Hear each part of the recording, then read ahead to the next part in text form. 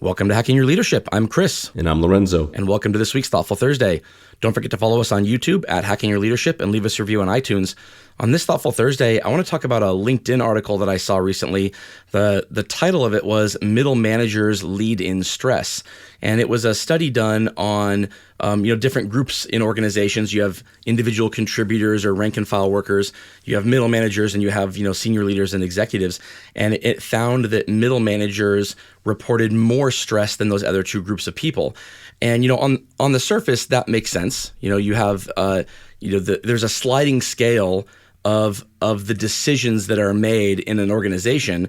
You have the potential stress of making the wrong decision that affects other people, and you have the potential stress of a decision being made for you that you have no control over. And the higher up you move in an organization, the less of one and the more of the other that you have. And so if you're in the middle, you probably have more of both or an equal share of both. So this makes sense.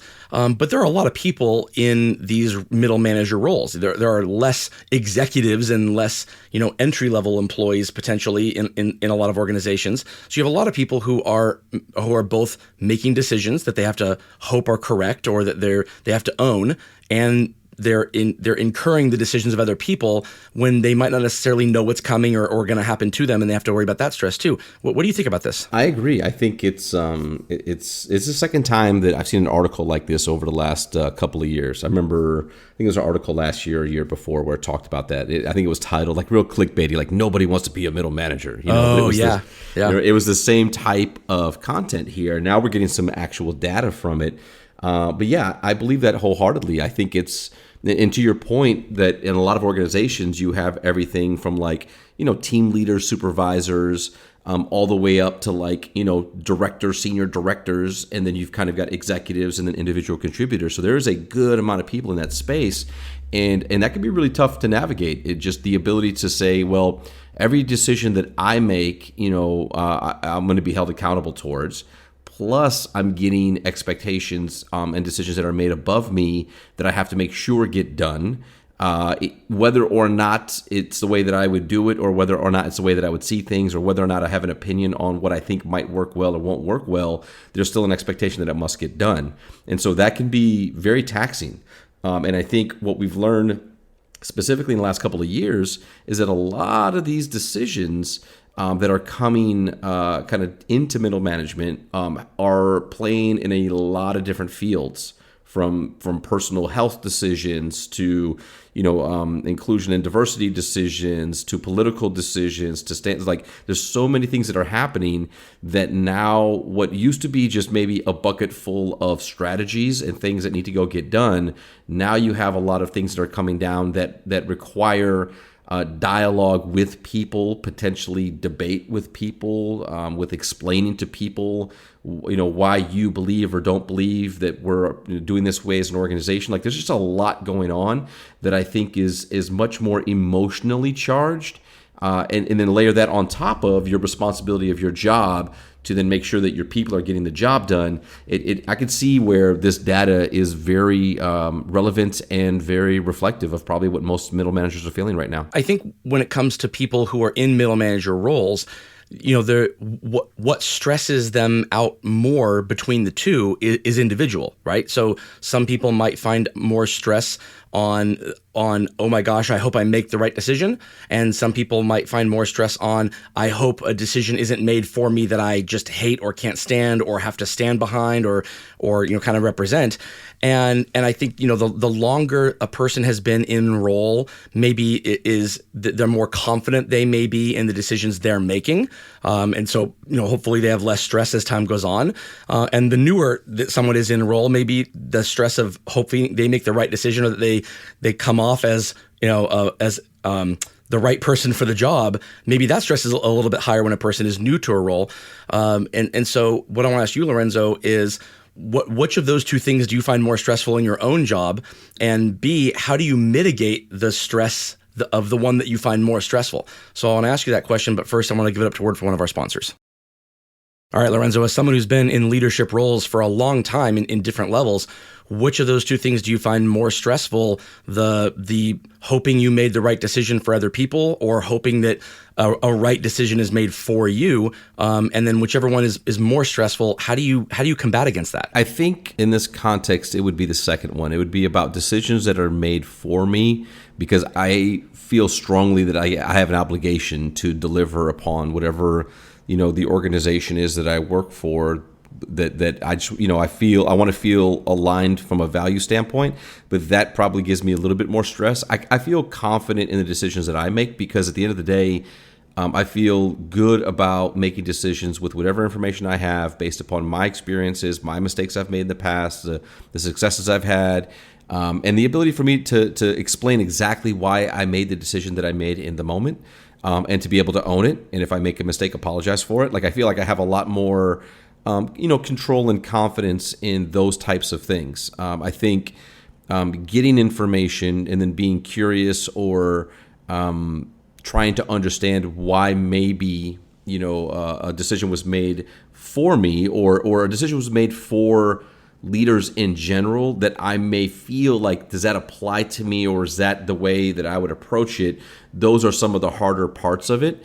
But I think to mitigate that, it's one of the things we've talked about a long time.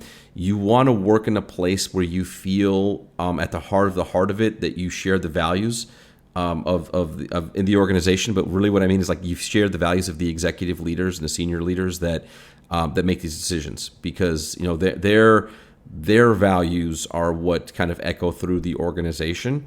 And when you're in spaces like that, I think that it allows you to know, even if you might not necessarily agree, or maybe even if you might not think that this is the best decision to be made, you can still sit back and say, but I know where this is coming from. And my belief is that this is the best attempt right now to do the work that we need to do the way that we need to do it. So, like, I think that's good. I've had a lot of conversations recently with friends of mine and people that I've known for a long time in other industries and places, and that's one of the biggest things they're talking about right now is they're starting to lose some elements of trust and belief in some of their senior leaders from a value standpoint, right? And again, that's very different. It's different when you can say, I don't agree with that decision. It's different when you can say, maybe not the way that I would do that. But at the heart of it, if you truly believe that the person is doing what they think is the right thing to do, then you have a lot more grace, and you're willing to have a bit of time to kind of take it in to understand it. When you start to question just the overall values of leaders, that makes it a really tough thing, and makes it much harder from a middle management standpoint to kind of balance or maybe deflect some of that stress. Right. So let's think about that. What would lead to that? So if you have a long history with a person, and you know what their values are, and you align with their values, and you've known them for a decade, and then they do something that makes you think, kind of like right on the surface, I can't believe that person did that. You don't initially think, oh my gosh, their values have just gone out the window. You have a decade of experience before this, and you know who they are. You attribute it to either being a fluke, or they made the decision without maybe they have less information than you have. But it's easy to assume positive intent, at least for the moment, until you can find out more information about what happened, right? When you have enough of those things happen in a row, then you start to think, maybe this is who this person really is, right? You start to actually question what their values are. And so senior leaders, they do make mistakes, and they can make mistakes, and that's okay. The thing that I think leads to a questioning of values is, one, how often these negative mistakes happen. These mistakes happen as opposed to really doing your due diligence to make the right decisions. And B, how much information do you give people around why the decision was made? Because people will tell their own story in their head in the absence of a story given to them. And if they trust you as a person, they'll trust the story they've been told. And when I say story, I mean the truth. Like, you tell them why you made the decision, they will most likely believe it, unless there's evidence, to the counter that. But if you are making a decision that you believe is right, it should be very easy for you to articulate why you made that decision. It should be easy for you to articulate what values that you hold that led you to that decision. And if that person is aligned with you on your values, there should be no reason why they won't align with you on the why, even if in their mind they're thinking, I wouldn't have made the same decision, but I get it. But if you don't bring up that information, if you're not forthcoming with the why behind it, that's when people start to tell their own stories. And when you have middle managers who are in this place where their stress level is rising, oftentimes I think it can be attributed to that they're not being told why decisions were made, even though those decisions were made several layers above them in an organization. And if they're not told that, and they don't have trust on their exact direct immediate leader, then that can lead to like kind of almost like an attribution of that lack of values higher up down the or up the chain to the executives, even if they may align really well with the executive leadership, and they can end up falling kind of victim to that over time. And so, yeah, I think it's really important if you are the person who is making a decision, part of the rollout of whatever that decision is needs to be a discussion on the why behind it if it is not patently obvious why you made those decisions. Yeah, and I also think too, to your point, is that if you make a decision and it's a bad one or you make a mistake, how do you own it? Like I think that's another big part of it. To your point earlier about just like having context with somebody for a long time and then seeing a shift in something. If the shift is not in a great way, and maybe they're feeling pressure, maybe they have stress, maybe they're worried about what's going on and they're just doing what they think they're going to do. When confronted with it, do they own it, apologize, and move forward? Do their values come up to life at that point? And then if they don't, then that's where I think things can get ugly really, really quick. Because I don't think there's ever a expectation of perfection at all. There's definitely an expectation, I think, of most people of progress. Like if you make a mistake, do you own it and move forward? Are you learning from what you're doing? Are you building upon the relationships that you have with people? But again, I think that it's, kind of in all the dialogue that we've had, if you find yourself, which a lot of people listening right now are, we have a vast amount of listeners in different places, but I would imagine based upon just the data, most people listening to the show are somewhere in middle management, right? So, really thinking about that around how do you make sure that you're being truly authentic and that you're creating spaces for your people to be a part of the work that you do, that you're listening, that you're explaining, to your point, whenever you have an opportunity to explain a decision or a reason. And sometimes even saying like, I don't know, but this is what I believe. Like, I don't know, but this is what it feels like to me.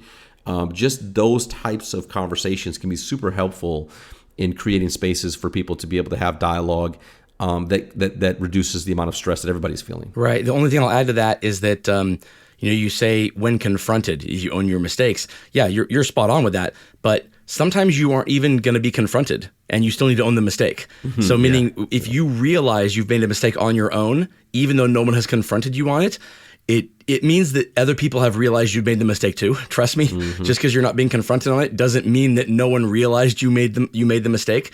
So owning it before you're even confronted on it is an even better step, because believe me, they know already. At least some people do. And owning it up front will show more about who you are and what your character is than hoping it just kind of, goes under the table and no one knows about it and you can move on from it. These opportunities are exactly how you grow your influence as a leader, owning mistakes, even more so than making good decisions. Absolutely. And with that, it brings us to the end of this episode. This is Hacking Your Leadership. I'm Lorenzo. And I'm Chris. And have a great day.